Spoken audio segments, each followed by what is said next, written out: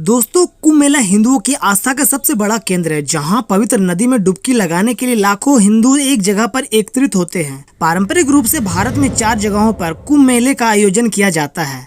प्रयागराज, हरिद्वार, नासिक और उज्जैन। इन चारों जगहों पर हर 12 साल में कुंभ मेला आयोजित किया जाता है। दोस्तों, आज हम आपको कुंभ मेले से जुड़ी कुछ ऐसी दिलचस्प फैक्ट्स के बारे में बताएंगे जिनके बारे में बहुत कम लोग ही जानते हैं। दोस्तों, आपको बता दें, सबसे पहला स्नान कुंभ में नागा साधुओं द्वारा किया जाता है, क्योंकि धर्म के रक्षक होने की वजह से उन्हें यहाँ सबसे पहले स्नान करने का अवसर मिलता है। कुंभ मेले की सबसे पहली शुरुआत का उल्लेख करने वाला पहला आधिकारिक दस्तावेज 7वीं शताब्दी में चीनी यात्री ह्वेनसांग का है। उन्होंने उल्लेख किया है कि यह सम्राट हर्षवर्धन थे जिन्होंने सबसे पहले कुंभ जैसा मेला शुरू किया था, जहाँ प्रयाग में नदियों में स्नान करने के लिए 5 लाख लोग एकत्रित हुए थे। दोस्तों, एक पौराणिक कथा के अनुसार कुंभ मेला 4 जगहों पर आयोजित किया जाता है, क्योंकि जब गरुड़ कुंभ मतलब अमृत का बर्तन के साथ उड़ गए थे तो अमृत 4 स्थानों पर हरिद्वार, नासिक, उज्जैन और प्रयागराज में ही गिरा था। कुंभ मेले की स्थापना के बाद से प्रत्येक कुंभ मेले में पिछले मेले की तुलना में उपस्थित और पैमाने पर वृद्धि देखी गई है। 12 करोड़ से अधिक लोगों की उपस्थिति के साथ प्रयागराज में 2013 में कुंभ मेले में पृथ्वी पर अब तक की सबसे बड़ी जनसंख्या देखी गई थी। कुंभ मेला 12 वर्षों के दौरान 4 बार मनाया जाता है, क्योंकि देवताओं और राक्षसों के बीच 12 दिनों तक युद्ध चलता रहा और देवताओं के लिए 12 दिन, मनुष्यों के लिए 12 वर्ष बराबर है। दोस्तों, कुंभ मेले की सबसे दिलचस्प विशेषता विभिन्न अखाड़े हैं। एक अखाड़ा सशस्त्र संतों की एक मंडली है। इन अखाड़ों को मुस्लिम शासकों द्वारा हिंदुओं के साथ किए गए क्रूर व्यवहार के बाद विकसित किया गया था। कुछ स्रोतों का दावा है कि यह आदि शंकराचार्य थे जिन्होंने 8वीं शताब्दी में प्रयागराज में अखाड़ों की संस्कृति विकसित की थी। वैसे इससे पहले भारत में हैजा का प्रकोप और महामारी सामान्य थी और कुंभ मेले ने हैजा के प्रकोप और महामारी के प्रसार में बहुत महत्वपूर्ण भूमिका निभाई थी। कुंभ मेले में हमेशा भगदड़ की स्थिति बनी रहती है। कुंभ मेले की शुरुआत के बाद से कई कुंभ मेला भगदड़ की सुर्खियां बटोरी है, जिसमें से 1954 का प्रयागराज कुंभ मेला में जिसमें 800 लोग मारे गए थे और 1820 हरिद्वार कुंभ मेला जिसमें 485 लोग मारे गए थे। यह इतिहास की सबसे घातक भगदड़ में शामिल है। दोस्तों, नेशनल ज्योग्राफिक चैनल द्वारा इनसाइड द महाकुंभ सहित कई फिल्मों और चित्रों में बड़े पैमाने पर चित्रित किया गया है। Kumbh Mela the great show on earth Graham Day द्वारा निर्देशित है। वैसे विदेशी मीडिया द्वारा दुनिया में सबसे व्यापक रूप से कवर किया जाने वाला मेला है। हर बार जब भी कोई कुंभ मेला होता है तो मेले को कवर करने के लिए विदेशी मीडिया का एक समूह आता है। वैसे ही 2010 में हरिद्वार कुंभ मेला को CBS न्यूज संडे मॉर्निंग एक लोकप्रिय अमेरिकी मॉर्निंग शो में दिखाया गया था। उसी वर्ष BBC ने कुंभ मेले पर एक रिपोर्ट भी जारी की, जिसका शीर्षक था कुंभ मेला पृथ्वी पर सबसे बड़ा शो।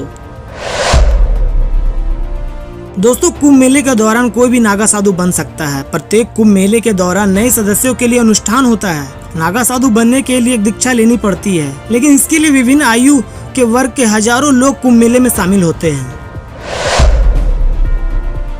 दोस्तों, हिंदू धर्म का सबसे पवित्र तीर्थ होने और पृथ्वी पर सर्वोच्चम सामाजिक का सभा स्थल होने के कारण कुंभ मेला को 7 दिसंबर 2017 को यूनेस्को द्वारा वर्ल्ड हेरिटेज साइट में मानवता अमृत सांस्कृतिक विरासत की सूची में अंकित किया गया है।